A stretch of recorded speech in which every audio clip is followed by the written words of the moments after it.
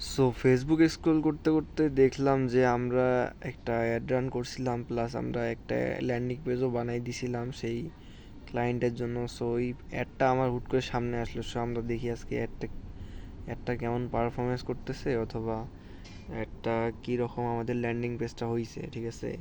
So এটা কিন্তু হচ্ছে একটা টিভির। সো এটা একটা টিভির মানে আইপিটিভির। সো আইপিটিভির ল্যান্ডিং পেজ। সো দেখি আমরা এখানে অর্ডার নাও অপশনে চাপ দিই, ঠিক আছে।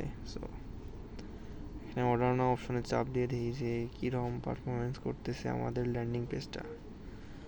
সো এইখানে দেখেন কিন্তু একটা স্মুথ অ্যানিমেশন আছে টেক্সটের উপরে, তারপর আছে এইখানে আমাদের এইখানেও কিন্তু অ্যানিমেশন আছে। এটা কিন্তু আপনার হচ্ছে ক্লায়েন্টদের বা আপনার যারা ল্যান্ডিং পেজে ঢুকবে তাদের কিন্তু অনেক আকর্ষণ দেবে, ঠিক আছে। সো এই পাশে দেখেন, এই পাশে আপনার সাবস্ক্রিপশন, এই পাশে সব কিছু অ্যাড করা আছে। প্লাস এখানে আপনার রিভিউজগুলো আমরা অ্যাড করেছি। তারপর হচ্ছে এখানে দেখেন রিভিউজগুলো আছে।